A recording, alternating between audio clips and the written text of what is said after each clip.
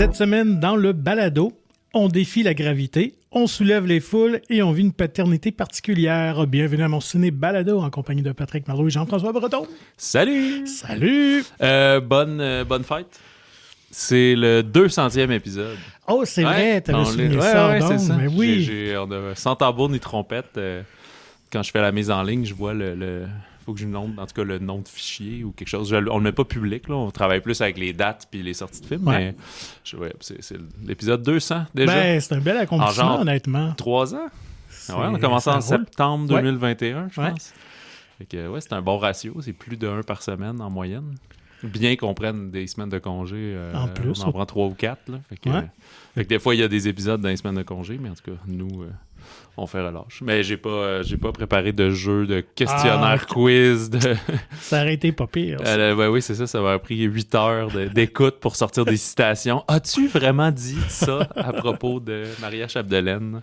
Mais c'est très cool tout ça. Puis écoute, on s'en souhaite un autre 200 facilement parce qu'on a vraiment du plaisir à faire ça. Puis on espère que vous avez du plaisir aussi à nous écouter. Oui, non, mais on le ressent là, dans les médias sociaux et autres. J'ai dit dans les médias, pas les gros médias, mais des médias sociaux qu'on a un petit fanbase quand même, des gens qui apprécient beaucoup ce qu'on fait et notre dynamique. Alors, merci beaucoup. Oui, merci, puis d'être fidèle. Puis je pense qu'on est bien apprécié aussi dans le milieu. Chaque fois qu'on commence à rencontrer du monde qui sont déjà passés du moins une fois dans le balado, sont contents de nous revoir. Et aussi les équipes de gestion. Ouais, on est le fun à travailler avec les gens. C'est très cool. Puis tu sais, je le sais que on produit beaucoup de matériel, là, dans le sens un épisode par semaine sur toutes les sorties cinéma, même pour nous, des fois, c'est pas mal. Là, fait que je le sais qu'on est, comme tu dis, on a des auditeurs fidèles, mais fidèles qui écoutent un épisode sur 2, sur 3, puis c'est bien correct. S'il n'y a aucun film qui vous intéresse, c'est ça, c'est fini là. Fait que, bref, peu importe comment vous consommez, merci. Donc, c'est quand même une grosse semaine parce qu'il y a de longs films qui prennent d'assaut les écrans. Oui. On est la semaine du pré-action de grâce américaine. Ils prennent d'assaut ou ils prennent en otage à cette longueur-là. Prennent notre vessie en otage. Donc, petit tour d'actualité. Écoute, ça a été très, très tranquille, mais je pense qu'on va partir sur la rubrique, la chronique ou le moment mise à jour film de Christopher Nolan. Mise à jour casting. C'est vrai que pour Oppenheimer, il y avait eu la même chose. À chaque 2 semaines, il y avait une nouvelle personne qui signait. Fait que là, à date, on a Matt Damon, Tom Holland, Zendaya. Anna Hathaway. Bon, c'est pas puis, je pense qu'il y avait une 3e comédienne. Il me semble que je n'avais énuméré, mais bon, je l'oublie. Donc, un visage connu dans l'univers de Nolan qui revient. Cillian Murphy. Non. Ah, bon. Je sais même pas si c'était ça. Moins connu. Moins fidèle ou moins présent. J'allais dire Michael Caine, je pense qu'il a pris sa retraite. Caine. Plus jeune. Caroline. Christian Bale, c'est quoi? Non, mais qui joue un Batman. Qui joue un... Pattinson? Robert Pattinson, qu'on avait vu dans Tenet. Ouais. Donc, on va partir de ce projet mystère de Christopher Nolan. Voilà, un de plus. On reviendra la semaine prochaine. Puis, ça, rappelle-moi, ça tourne quand, ça, cette année? Oui, parce que c'est l'été 2026. Fait que tournage... dans les prochains mois. Okay. Dans les prochains mois, qui s'amorce. D'accord. Sinon, première réaction pour le film A Complete Unknown sur Bob Dylan. Oui, qui sort le 25 décembre. Oui, écoute... très dithyrambique. On mentionne que Timothée Chalamet excelle. On est comme pas surpris, toujours bon, mais qu'il est vraiment juste incroyable. Alors, ça me donne encore plus le goût. Puis le goût, puis ce qui est intéressant, c'est que l'angle du film c'est pas une biopic sur Bob Dylan. Ça, c'est un certain moment. C'est vraiment un moment de la vie. Puis en fait, c'est inspiré d'un livre, là, parce que parallèle dans le magazine Mon Ciné, je fais toujours une petite chronique, les livres à l'écran et tout ça. Fait que c'est inspiré d'un livre qui porte sur un moment charnière de la carrière de Dylan où il avait troqué sa guitare acoustique pour la guitare électrique lors d'un ça concert. Ça a fâché tout le monde. Là. Et effectivement, donc les fans de folk et tout ça voyaient ça comme une trahison. Puis on mentionne, c'est comme le mouvement du rock'n'roll intelligent. Là. Fait que ça va vraiment porter, bien sûr qu'on va sûrement revenir un petit peu en arrière, là, mais je pense que ça va porter principalement sur tout ça. Fait que bien hâte de voir. Puis, petit fun fact d'ailleurs, on n'avait pas parlé, mais il y a quelques semaines, il y a eu un concours de ressemblance de sosie de Timothée Chalamet à New York. Ah, je savais pas. Oui, il y a comme une 60aine de personnes qui s'est présentées, dont Timothée. Oui, puis il n'a pas gagné. Ouais, c'est des classiques. Là. C'est quand même très, très drôle. j'ai trouvé le fun d'aller participer. Mais il s'était-tu modifié un peu? Non, vraiment pas. Fait, ça a comme pris un peu quelques secondes avant que les gens le reconnaissent, là, mais tu sais, quand c'est sorti, c'est vraiment lui. Fait que c'était... Comment tu veux, après, prendre ton projet au sérieux, mettons, si on veut? Mais je pense pas que ça doit pas être un concours annuel, là, ça doit être juste sporadique. Ouais, j'imagine. Oui, c'est ça. Sinon, dernière nouvelle pour les fans de Colleen Hoover, et Dieu sait qu'il y en a beaucoup chez les dames. Ouais, ça, c'était It Ends With Us. It Ends With Us, le film surprise de l'été, je pense, au box-office. Évidemment, là, c'est la nouvelle coqueluche à Hollywood, vu le succès de ce film-là. Puis il y en a quand même beaucoup de romans là, qui ont pas mal tous été auto-édités à l'origine. Fait que, c'était parti comme de blogs, cette histoire-là. Ouais, je sais plus quel site, il y en a tellement. Mais effectivement, oui, c'est ça. Puis là, comme mis ses publications sur Amazon, puis numérique, puis ça a décollé. Puis là, les éditeurs finalement ont décidé de publier des versions livres. Donc, prochain projet annoncé avec Anne Hathaway dans le rôle principal. Donc, Anne est très sollicitée. Oui, ça va être l'adaptation du roman Verity, qui est sorti en 2018. Puis, tu vois, je ne connais pas vraiment l'œuvre de Colleen Hoover. Là. Ouais, c'est pas sur ta table. Elle est dans ta pile à lire, mais t'es pas rendu là. Pas vraiment, mais je pensais qu'elle faisait vraiment juste un genre, un peu de drame sentimental, tout ça, mais c'est vraiment plus un thriller. Puis l'histoire m'intéresse. Ouais, c'est intéressant comme prémisse. Donc, Anne Hathaway joue une autrice à succès de thriller. Puis, va avoir un accident qui ne sera plus en mesure de compléter un manuscrit sur lequel elle travaille. Fait qu'on va embaucher un auteur qui est un peu dans le dèche, là, un peu, qui a toutes sortes de difficultés, tout ça, qui tente de se refaire un nom. Puis lui va découvrir finalement qu'elle cache beaucoup de choses très mystérieuses. Elle a des secrets qui laissent même présager est-ce qu'elle est une psychopathe ou pas, ou tout ça. Fait que thriller psychologique qui pourrait être assez intéressant. Réalisateur plus ou moins connu, là, Michael Showalter, mais il avait travaillé avec Anne Hathaway sur une bonne petite comédie romantique, The Idea of You, qui était sur Amazon au début de l'année, je ne me rappelle plus trop quand, en tout cas, mais cette année. Fait que moi, je trouve que ça peut être intéressant, là, une espèce de... On joue dans la zone de misery un peu. Puis ça, c'est que ça tombe en tournage bientôt? Oui, c'est ça. Fait que je ne serais pas étonné peut-être pour 2025 même. C'est pas le genre de films qui sont très complexes à tourner. Pas d'effets visuels là-dessus. Fait que voilà pour les actus. Sinon, bande-annonce aussi assez tranquille cette semaine. Non, en fait, je t'aurais dit l'inverse. Ouais, c'est qu'il y en a à fond Léon parce que c'est Thanksgiving. Des deux puis des trois. Exactement. Ouais, c'est ça, How to Train Your Dragons. Your Dragon? Dragon. Puis au Québec, ça s'appelle juste Dragon, au pluriel. C'est ça qui m'a mêlé. En prise de vue réelle. Fait que c'est vraiment un remake du premier. Puis le petit teaser de 1 minute et 15, 1 minute et demie. C'est pas mal du plan pour plan, là, justement, pour nous montrer à quel point ça va être pareil. Puis Croque-Mou, puis je me souviens plus comment il s'appelle en anglais, là, le dragon noir. Là. Ouais, je me rappelle plus non plus. Toothless. Mais c'est pas dragon, hein? C'est pas dragon, Croque-Mou. Ben c'est ça. Croque-Mou, c'est le dragon en français, mais en anglais, c'est Toothless. Ouais, c'est ça. Puis, j'ai oublié le nom des personnages. Et en anglais, c'est Écope, mais c'est quoi en français? Puis, c'est Gerard Butler qui joue encore son rôle. C'est lui qui faisait la voix du père. C'est lui qui reprend le rôle, sauf qu'ils n'ont pas pris...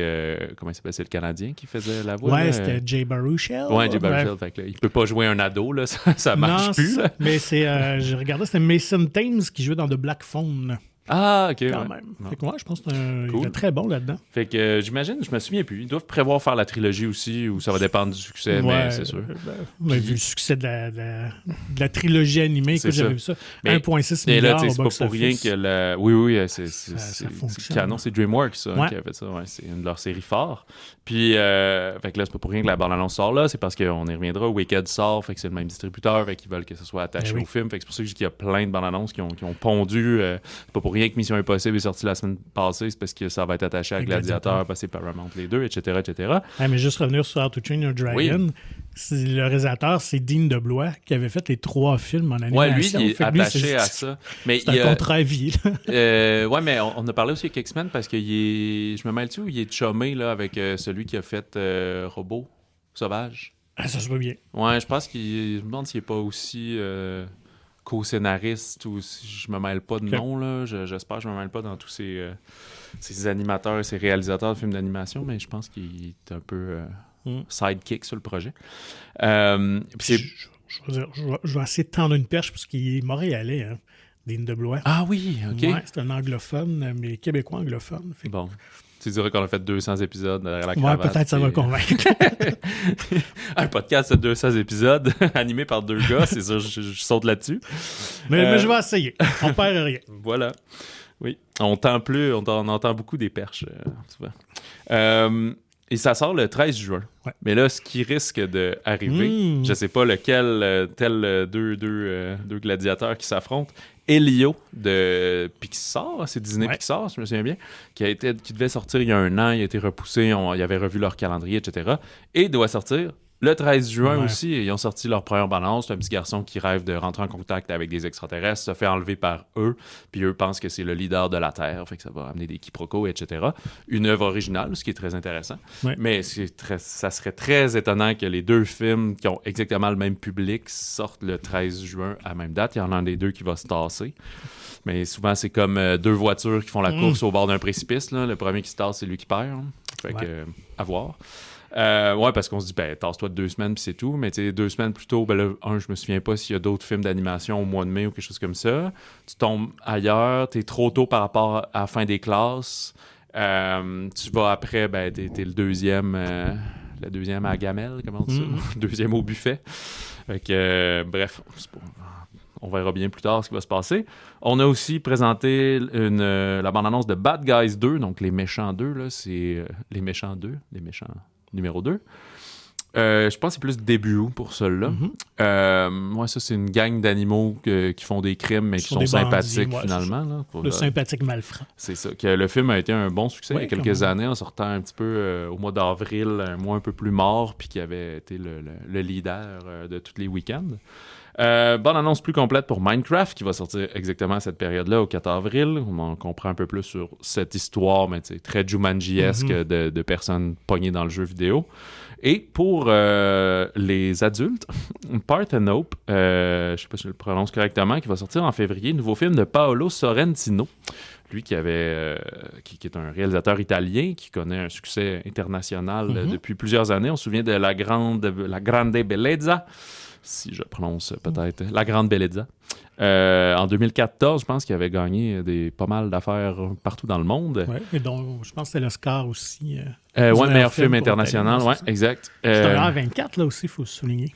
Ouais, mais ça, oui, mais non. C'est-à-dire... un faux A24. C'est parce que A24... distribue aussi. Exactement, ils produisent pas tout. Fait que pour cela, il faudrait vérifier. Je suis pas certain qu'ils sont producteurs. Mais peut-être que oui. Mais distribue, c'est généralement, c'est quand même un gage d'une certaine qualité. Exactement. Puis au niveau de toute la promotion, ça rentre dans un peu leur machine à saucisses puis dans le grand cult following de A24. Fait que ça aide pour l'ensemble des sorties. On sait que nous aussi, quand on ramasse des films comme ça, je pense à We Live in Time. C'était propulsé par A24, mais c'est un film britannique. C'est pas eux qui ont produit. Je pense qu'ils ont juste acheté pour la distribution américaine. Bref, fait que ça sort en février, puis je sais qu'il va être distribué au Québec aussi par les amis de Métropole et de Mongrel. Il y a Gary Oldman là-dedans, Isabella Ferrari, fait que ça a l'air d'un film mi-anglais, mi-italien. Puis c'est comme c'est toujours genre beau et chaud ces films-là, très souvent avec de plantureuses jeunes femmes. Fait que ça va être ça, autour d'une femme trop sexy pour la ligue. Pas à pas confondre avec, on parlait de Jay Baruchel, mais c'était quoi le film qu'il avait fait là, de Girl Next Door ou quelque chose comme ça, où il sortait avec une fille vraiment trop belle, fait qu'il était tout le temps pas en confiance parce qu'il y a eu longtemps le look du petit geek Baruchel, là. Puis je me demande si c'était pas justement la Canadienne, ça fait longtemps, elle qui jouait dans 24 là. Ah oui, Baruchel était là-dedans. Je me rappelle de elle. Je sais pas si je mélange des films, là. J'oublie son nom, là. Elle sortait avec Diane Phaneuf, là, le joueur de hockey pendant un bout, puis tout, on est des potins. C'est assez. D'accord. Allons-y avec les sorties. Débutons avec... il y a 2 gros morceaux, mais peut-être lui plus connu du grand public. Lui plus tranchant. Oui, tout à fait. Gladiator 2, Gladiator Harder, de Ridley Scott. Oui, c'est ça. Electric Boogaloo, oui, c'est ça. De Ridley Scott, un nouveau venu. Avec Paul Mescal, Denzel Washington, Pedro Pascal et Connie Nielsen, dis-je, qui revient. Elle était dans le premier, puis pas mal juste un autre personnage, là, un sénateur avec... Derek Jacobi, Ah, c'est ça, j'oublie son nom. Qui est quand même drôle, parce que tout le long du film, je me disais, Hey, ils l'ont vraiment bien maquillé, le comédien qui ressemble. J'étais sûr qu'il était mort, le comédien. Je suis allé chercher, je me disais, hey, qu'est-ce qu'ils ont fait? Finalement, non, il est encore en vie. Ouais, ben c'est lui. Juste qu'on l'a vu moins. Honnêtement, mais... il est là pour être là, parce que c'est c'est pas mal un rôle de figuration. Là. Mais bref, qu'est-ce qui se passe? Nous, dans la vraie vie, on est presque 25 ans après le premier Gladiateur qui avait tout raflé en 2000. Mm-hmm. Mais dans le film, on est 16 ans plus tard. On va suivre un jeune homme, un beau jeune homme joué par Paul Mescal, qui est capturé dans une grande conquête romaine, donc lui qui n'est pas un Romain. Puis il va être vendu comme gladiateur, fait qu'on va suivre un peu le même chemin qu'on avait vu dans le premier du monde de la reine et des dessous de la reine. Sauf que sa présence à Rome et autour va être vite reconnue par certains, alors que Rome est très fragile sous le règne des cruels et tyranniques frères Caracalla et Geta. Fait que 2 frères jumeaux un peu débiles, je dirais même poliment, un peu attardé, là. Je pense qu'il y a eu beaucoup de consanguinité à quelque part là-dedans, là. Puis, fait que c'est comme ça qu'ils sont portrayés, mis de l'avant.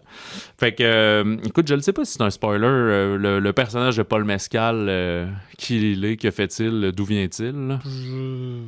Je penserais pas, honnêtement. Je pense pas, parce que partout où je lisais, c'était pas mal mis de l'avant que c'est Lucius, dans le fond, ce qui est à dire le fils du personnage de Connie Nielsen, donc le petit garçon. Le petit garçon qui tripe sur Maximus, là, sur le personnage de Russell Crowe, puis qui est le neveu donc de Joaquin Phoenix, de Commodore.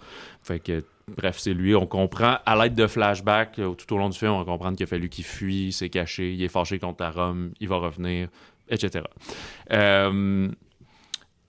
Ridley Scott, il y a une chose qu'on peut pas nier à son sujet, c'est que c'est un homme de vision et de grandeur. Fait que je sais pas combien ce film-là a coûté, 2 milliards, donc je sais pas. Ils disent entre 250 et 300 millions, quand même. Puis on dirait qu'on a relevé... on a mis un petit peu de sauce piquante. Il y a du sang, il y a de la décapitation. C'est plus cruel. Fait que c'est comme... On est entre le remake puis la suite, un peu. Là. Je dirais pas que c'est un soft reboot, là, qui était la mode avec Scream et toutes ces affaires-là, mais parce que, on est 16 ans plus tard, c'est une suite de personnages, mais le principe de l'arc narratif de l'esclave qui devient gladiateur, qui gagne le circuit extérieur pour se rendre dans les gros combats, ça, on le reprend, mais on réinvente pas la roue. Là. Mais c'est ça qu'on veut aussi, c'est ça qu'on veut voir, jusqu'à ce qu'ultimement, peut-être que ça devient plus, parce qu'on a les mêmes problèmes à Rome. Si toi aussi, tu aurais écouté le premier Gladiateur récemment. C'est pas nécessaire de le revoir avant. Là. Il y a assez de mise en contexte. Même si vous l'auriez jamais vu, ça marcherait pareil. Là. C'est que je veux dire que c'était Marc Aurèle là, dans le premier qui lui rêvait d'une Rome plus démocratique et... plus près du peuple. Oui, c'est ça. Alors que quand Commodore prend le pouvoir, il brise tout ça. Là, on est comme dans cette continuité-là. C'est-à-dire qu'on est loin de c'est du pain et des jeux. En fait, c'est des jeux puis fuck le pain. Là. Fait que le peuple est à cran, mais on dit, regarde, on va juste vous donner des jeux de gladiateurs puis ça va être le fun, tu sais. Puis pourquoi je dis qu'ils sont un peu plus cruels, c'est qu'alors que Commodore, là, lui, par Phoenix, comme regardait les jeux, mais comprenait que ça contrôlait le peuple, eux, ils sont comme... Ils adorent ça. Oui.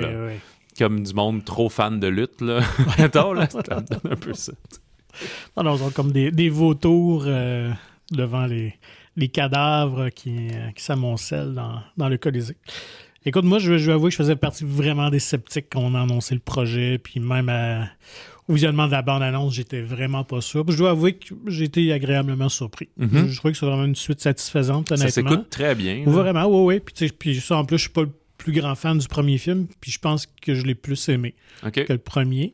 Quand j'ai réécouté Gladiateur cette semaine, je pense que je l'avais pas revu depuis le cinéma. Là, ça prouvait à quel point je suis pas un fan de Russell Crowe non plus. Là. Il tapait pas mal plus scénar qu'autre chose. C'est vrai, puis t'as encore jamais vu de Pope's Exorcist. Voilà. Je pense pas si fan que ça. Un double bill. Fait que non, écoute, visuellement, c'est ça, comme tu l'as dit, Ridley Scott. C'est un maître de l'image, un grand réalisateur à ce niveau-là.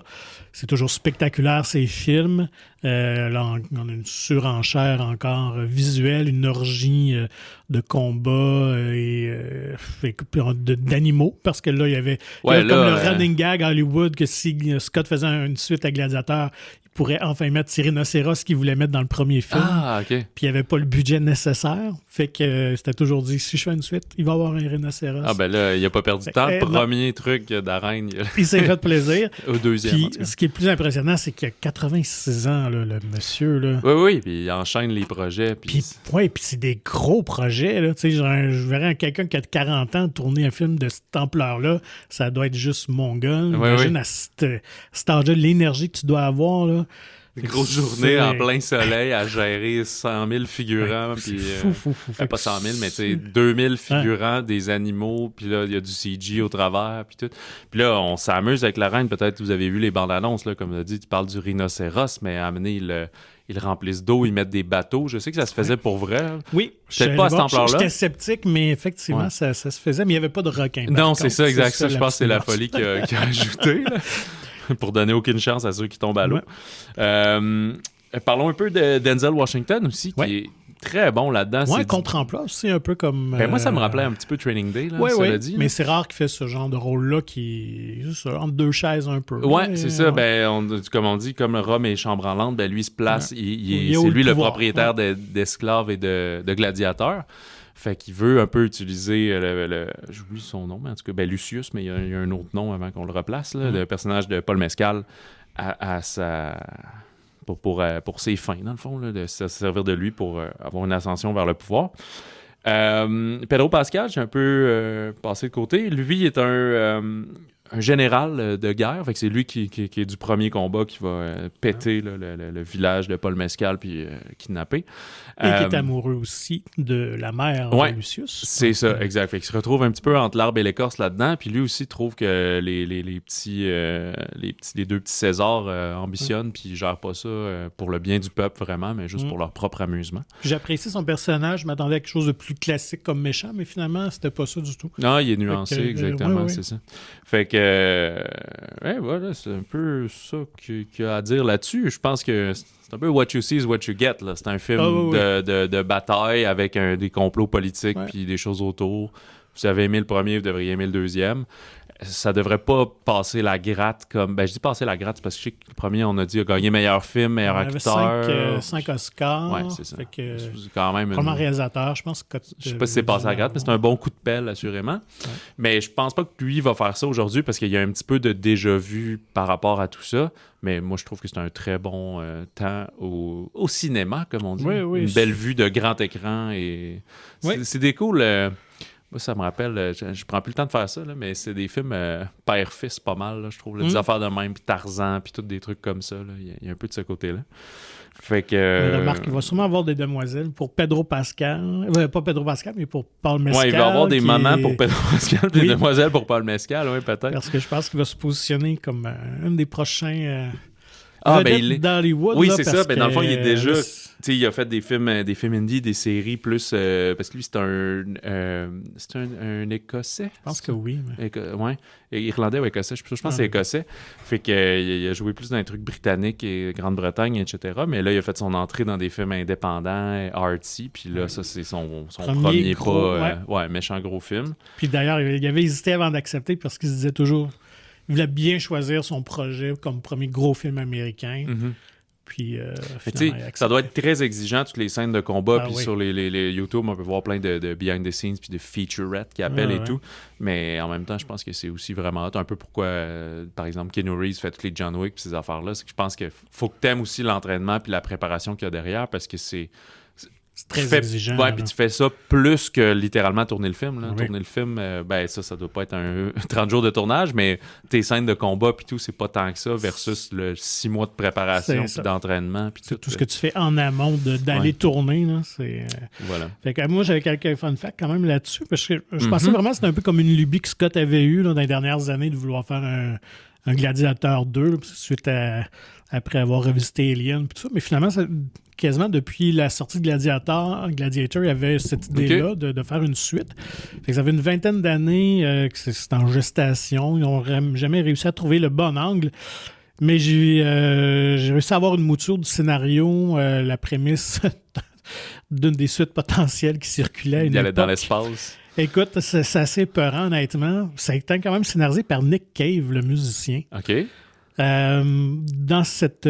parce que là, on était au milieu des années 2000, fait que Russell Crowe voulait revenir, voulait reprendre son rôle de Maximus.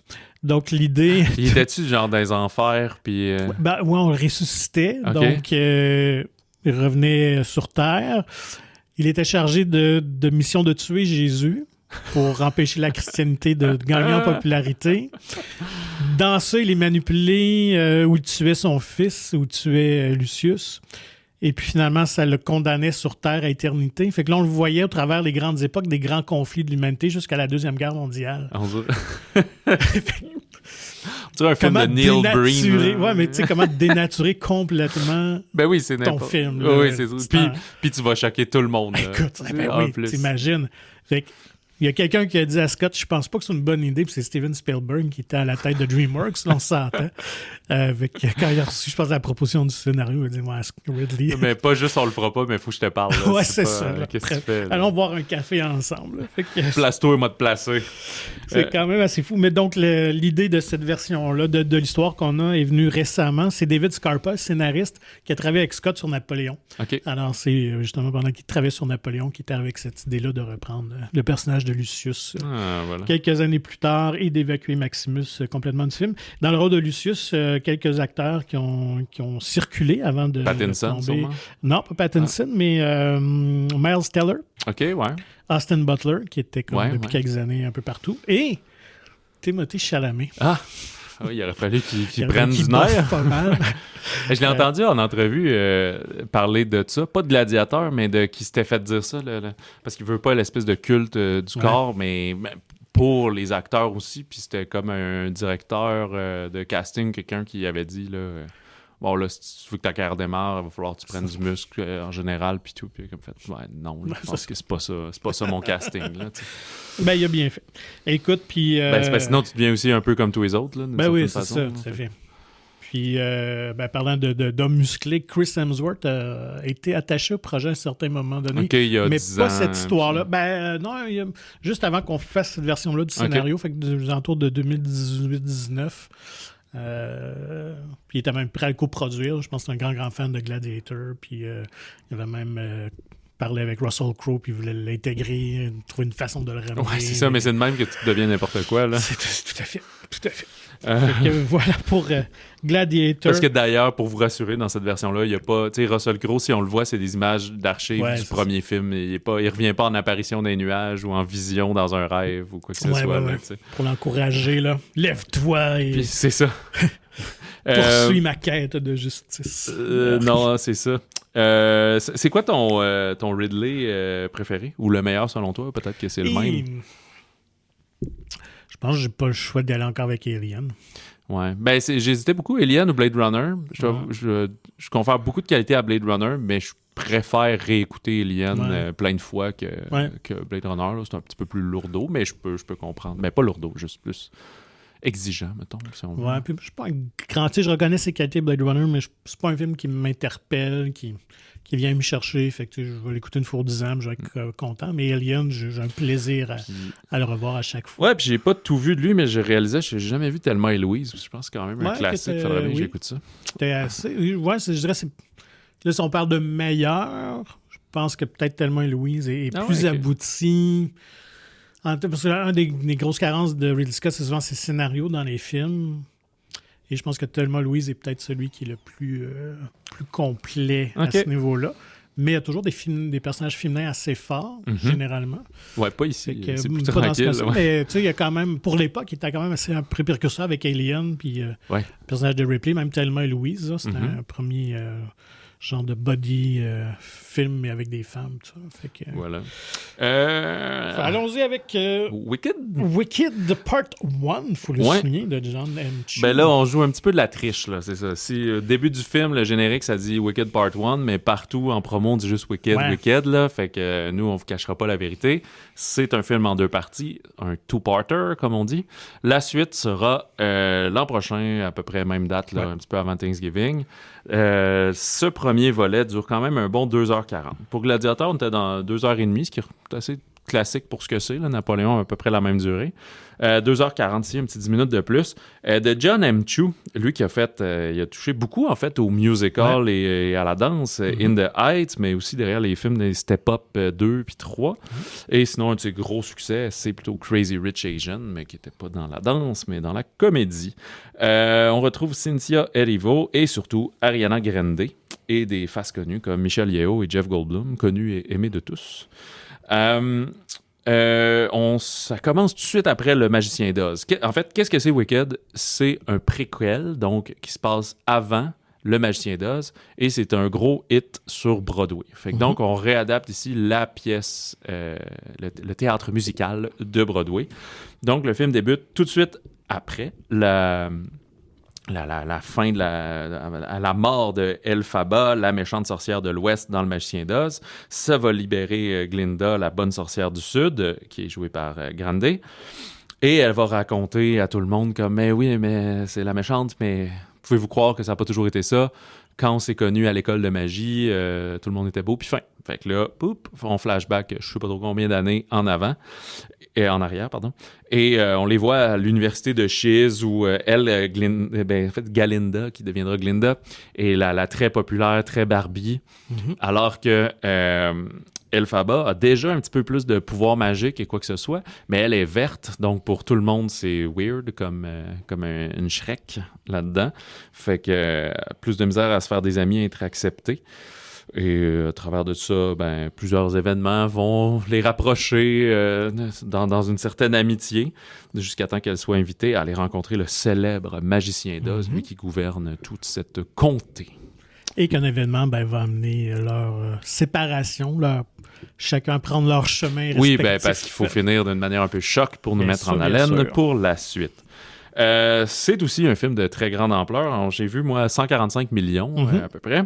Et tout ça est à l'écran. C'est ça qui est super cool dans le film.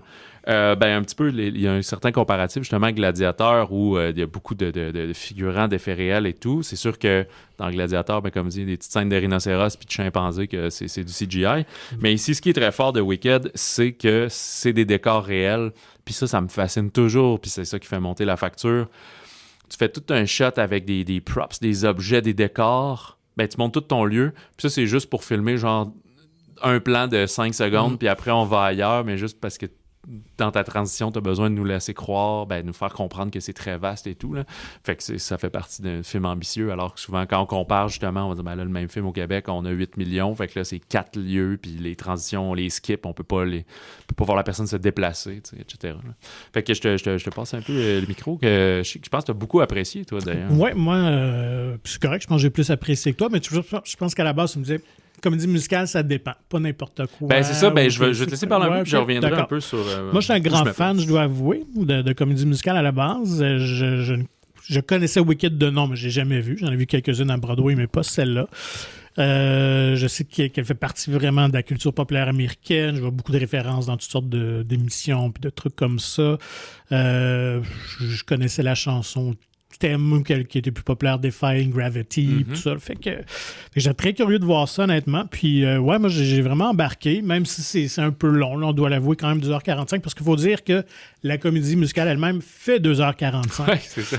Fait qu'on a extrapolé beaucoup, mais pourtant, le premier film correspond au premier acte de la comédie musicale qui est en 2 parties.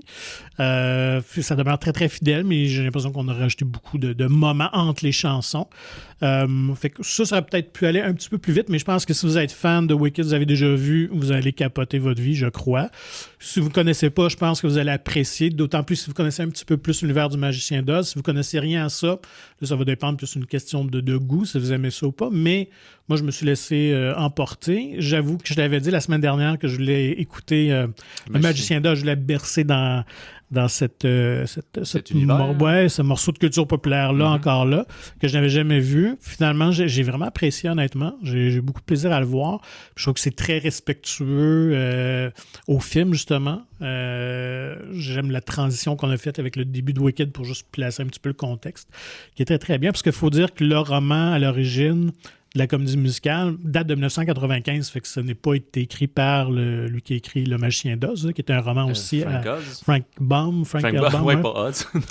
Qui date, lui, de 1900. Fait que, puis, le romancier Richard Gregory voulait vraiment s'amuser avec les codes. Justement, c'était dans cette première mouvance-là de prendre les méchants, mais d'explorer qu'est-ce qui les a rendus méchants, puis sont-ils si méchants que ça au fond, puis tout ça. Fait que il subversissait en tout cas le roman, l'univers du Magicien d'Oz et de la sorcière.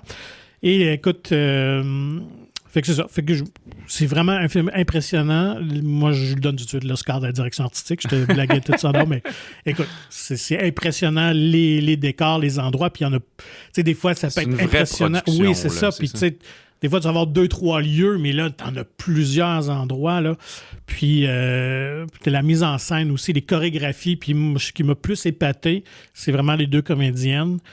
Cynthia Erivo, qui, elle, vient de Broadway. Elle a joué dans The Color Purple, entre autres. Elle avait gagné un Tony Award. Donc, c'est une vétérane de comédie musicale.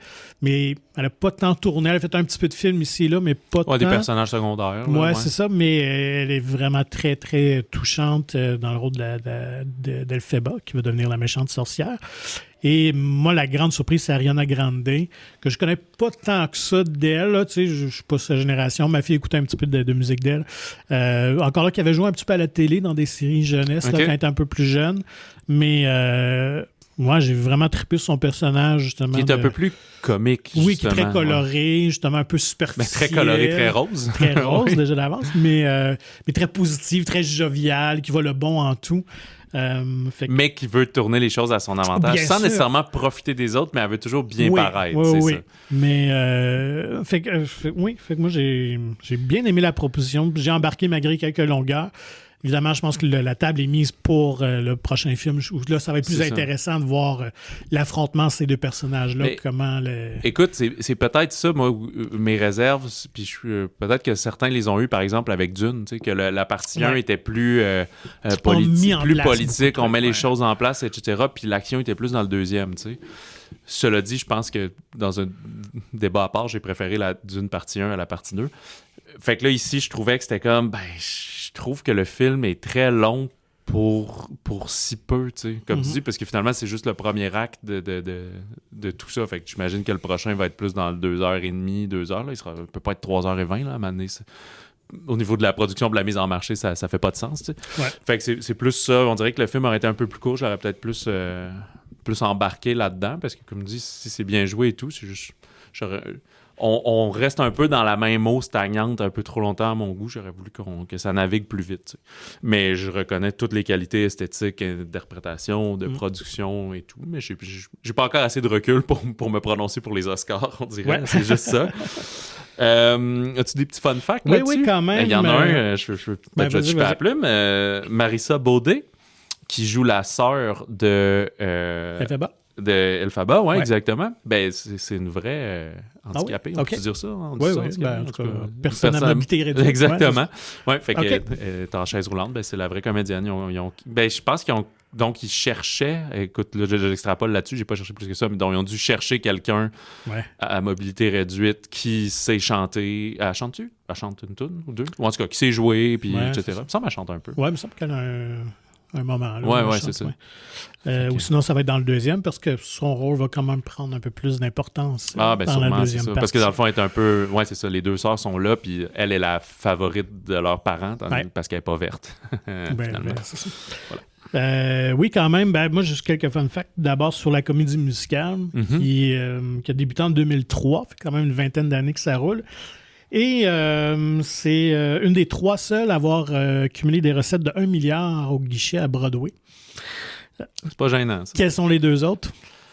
Est-ce qu'ils sont un peu récents? Deux connus. Un très grand classique, mais qui date, je pense, des années peut-être 80, puis un des années 90. OK, c'est quand même des récents. Genre...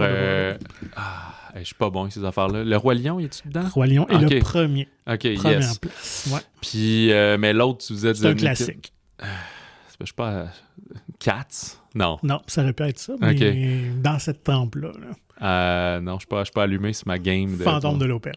Ah, bon, tu vois, j'allais même pas là. J'étais en train de penser à Rent puis ces affaires-là. Puis j'étais comme, ouais, non, c'est pas lié. OK. Ouais, qui a juste été 18 000 remoutures. Ça fait comme 40 ans qu'il a joué en continu. Là. Il a arrêté il y a quelques années, un peu comme Cats aussi. Donc, c'est phénoménal, Wicked, le succès que ça a eu sur les planches. Pour le rôle de Galinda, justement, donc Ariana Grande a quand même passé beaucoup d'auditions. Elle a passé 4-5 auditions. Elle tenait vraiment ce rôle-là. Là. Okay. C'était le rôle de sa vie. C'est en voyant Wicked qu'elle a voulu être chanteuse et comédienne. Ah ouais, OK. Fait que tout est dans tout. Par contre, ils ont Mais en voyant Wicked ou en voyant Le Magicien d'Oz? En voyant Wicked. Le sur Broadway. Oui, sur Broadway. Et puis, ils ont quand même auditionné apparemment Amanda Seyfried de Mamma Mia.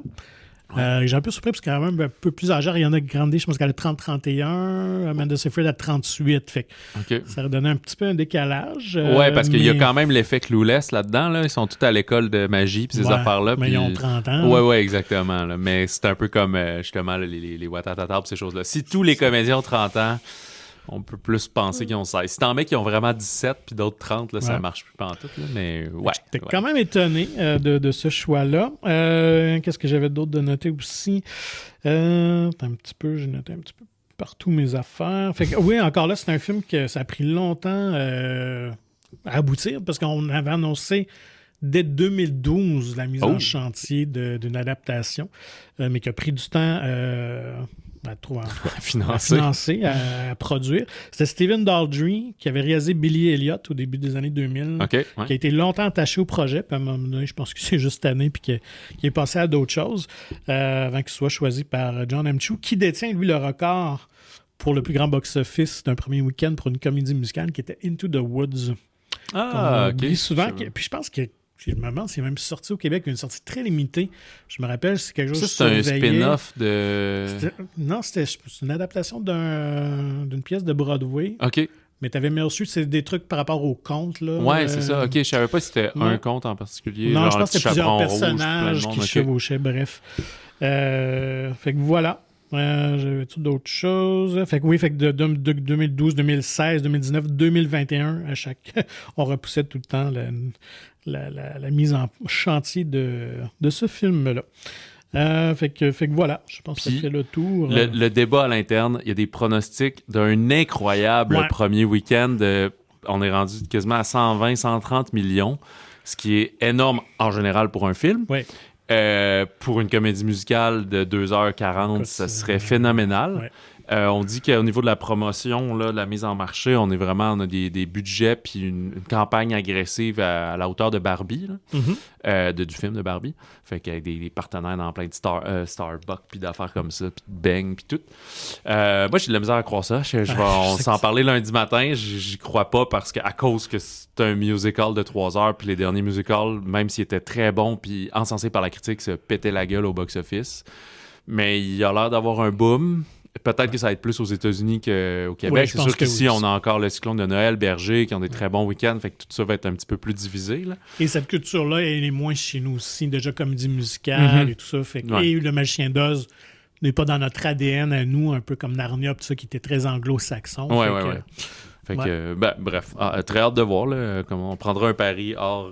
Il est un peu tard pour commencer à prendre un pari, parce qu'on commence à avoir déjà des chiffres, puis peut-être que je vais être perdant dans tout ça. Non, mais tu sais, je pense pas que ça va flopper, parce que déjà, comment c'est lancé, jeudi soir, qui a fait presque 20 millions. Ouais, je suis comme, mais moi, je me dis juste, s'il fait 70, c'est super bon pour ce que c'est, tu sais, pour un musical de 3 heures, là, c'est ça que je veux dire. Là. Fait que. Je vais déjà épater plus de sang, c'est ça que je dis. Fait que s'il fait plus de sang, tu arrives avec le visage en vert lundi. Oui, exactement. Le vert va très bien aux roues, de toute façon. Voilà. Fait que ça va me faire plaisir. Allons complètement ailleurs, dans le drame social, le roman de Jim, des frères Arnaud et Jean-Marie Larieux. Oui, un film français avec des noms peut-être un petit peu moins connus ici. Karim Leclou, Laëcia Doche, Sarah Giraudot et Noé Habitat, qui a un petit rôle là-dedans. C'est des visages, par contre, que vous avez sûrement vus à gauche et à droite si vous écoutez du cinéma français.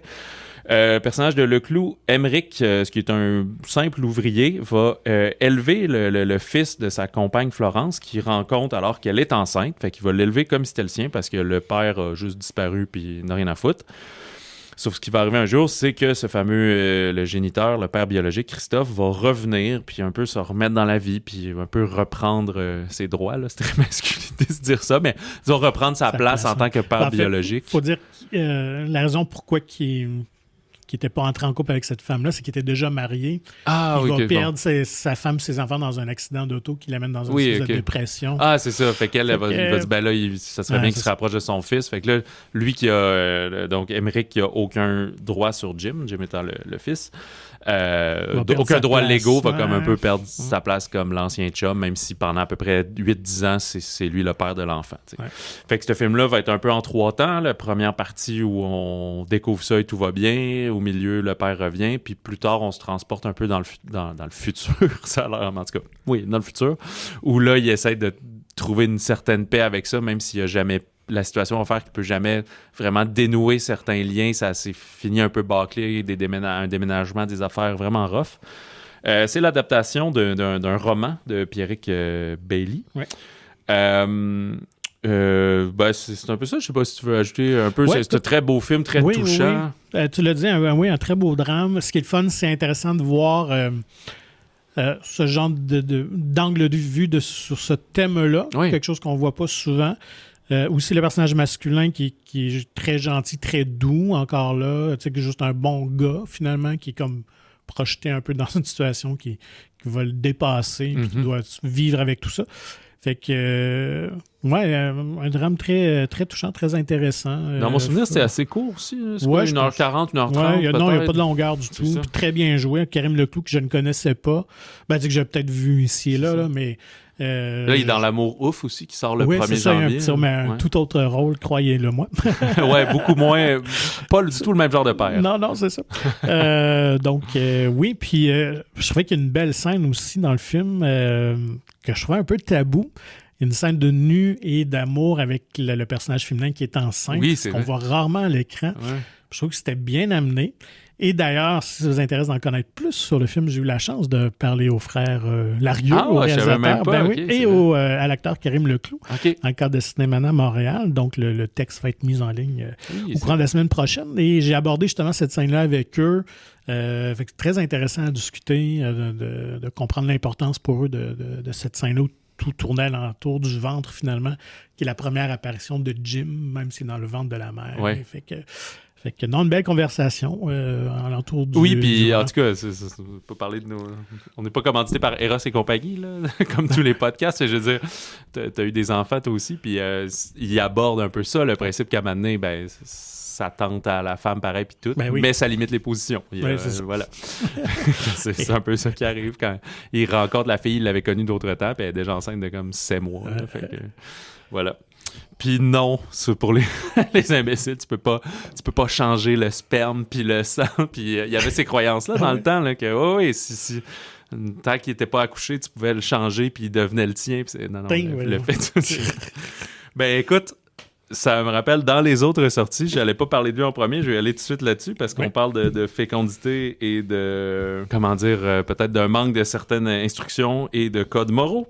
La peur au ventre de Léa Clermont-Dion, peut-être vous avez entendu parler de son documentaire qui compare, qui parle de la montée des groupes et des organisations anti-avortement aux États-Unis et au Canada. Donc, ce qu'on pourrait appeler une régression sur le droit des femmes. Je me permets de mettre un certain biais de mon opinion par rapport à tout ça. Il existe une version sur Télé-Québec, de à peu près 55 minutes, version télé, donc en 1 heure, mais Léa avait créé quand même un documentaire de presque 1h30, 85 minutes, qui a été diffusé à Cinémania, justement, la semaine dernière ou l'autre d'avant. Et certains cinémas, je sais, Sherbrooke, Maison du cinéma, à Trois-Rivières, au Tapis Rouge, Québec, au Clap, puis peut-être le cinéma moderne, peut-être, je pense, à Montréal, de mémoire, ou public, je me souviens plus, diffuse la version longue du film. Il y a certaines projections où Léa se représente. Fait que si vous voulez voir à ça, elle a vraiment fait son incursion dans les groupes qu'on appelle pro-vie, anti-avortement. Puis elle a parlé à des responsables de ça. Il y a vraiment une montée de la droite qui vient beaucoup du côté religieux et tout ça, puis qui veut retirer le droit à l'avortement et tout. T'sais. Et qui souvent, peut-être des deux côtés, mais en tout cas, il y a beaucoup de désinformation, justement. Là. C'est pas vrai que l'avortement est un moyen de contraception pour les gens. C'est quelque chose que tu peux utiliser en cas de besoin, mais bon, bref. La peur au ventre. Le drame biographique Maria Montessori, la nouvelle femme de Léa Todorov, on est au début du 20e siècle. C'est, dans le fond, c'est la méthode Montessori, qui est une méthode éducative, mais c'est spécialement pour les enfants qui ont un certain handicap mental. Ah, pas du tout. Okay. Non, c'est vraiment... Parce que dans le film, c'est vraiment ça. Okay. C'est des enfants spéciaux, là. Qu'on pourrait dire poliment, là. Fait qu'elle se fait confier...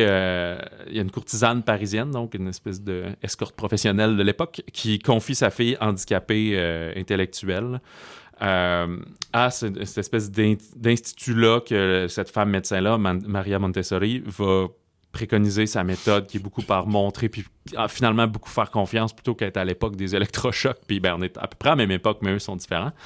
Et c'est drôle parce que dans mes notes, c'était à la même place que la semaine dernière quand je parlais de Nikki, puis c'était à peu près les mêmes codes, c'est-à-dire qu'elle aussi, même Maria Montessori, se fait un peu tasser par la société masculiniste et paternaliste. Fait elle devait déranger à l'époque. Ouais, c'est ça. Mais puis même elle, au sein de ça, c'est comme elle n'a pas d'argent, fait qu'elle peut pas partir sa propre école, fait que c'est tous les messieurs qui parlent puis qui décident, même si c'est elle la penseuse là-dedans et tout.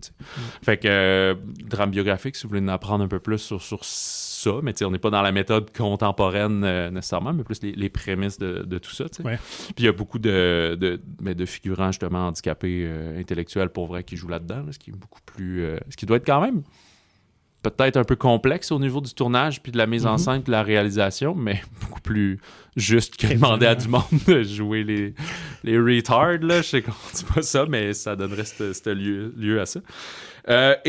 Finalement, la comédie Nous les Leroy de Florent Bernard, connu sous le nom de Flaubert, qui est un créateur de plein de séries drôles en France, pardon. Couple, famille nucléaire, un monsieur, une madame, un enfant, 2 enfants, un gars, une fille qui vont quitter la maison bientôt et le personnage, la mère jouée par Charlotte Gainsbourg, est comme plus capable de son mari, de tout, veut le laisser, divorcer en disant là les enfants sont assez grands, ils vont pouvoir subir ça et lui dit on fait un dernier voyage Road to Memory Lane, on va revisiter des endroits importants pour nous. Puis ça va nous ressouder. Fait que une comédie un peu road movie basée là-dessus. Ce qui est le fun, c'est que c'est beaucoup tourné à Dijon. On n'est pas à Paris comme la plupart des films français. Charlotte Gainsbourg est toujours super bonne. C'est José Garcia qui lui donne la réplique. C'est ce qui conclut ce balado. La semaine prochaine, le 29 novembre, il y a Moana 2 qui prend l'affiche au milieu de la semaine, le 27, même je pense le mardi soir, vous pouvez avoir des projections. Mademoiselle Bottine, et d'ailleurs, on va avoir des épisodes spéciaux avec l'équipe du film, dont Antoine Bertrand et la jeune Marguerite Laurence, et aussi un épisode avec Dominic James, qui est le producteur et scénariste, et lui qui est derrière toutes les productions La Fête maintenant, qui a repris ça à Roc-de-Mers, tous les contes pour tous. Et on parlera aussi de Monsieur Aznavour avec Tahar Rahim. Pour nous contacter, écrivez-nous, comme d'habitude, par courriel balado@monciné.ca et suivez Magazine Mon Ciné sur Facebook et Instagram. Procurez-vous gratuitement le magazine Mon Ciné, disponible en version numérique ou physique dans votre cinéma favori de la province. Et le nouveau magazine, avec d'ailleurs Antoine Bertrand sur la couverture, vient de partir sous presse, fait que dans les prochains jours, en milieu de semaine prochaine, devrait être disponible. Visitez le monciné.ca pour plus d'informations. Et puis, on a déjà annoncé qu'un Gladiateur 3 serait en préparation. Pour vrai? Les gens niaisent pas. Le temps qu'on enregistre, quasiment, ça se... Mais, puis je pense que j'ai déjà le titre. Ça va s'appeler Gladiator with a Vengeance.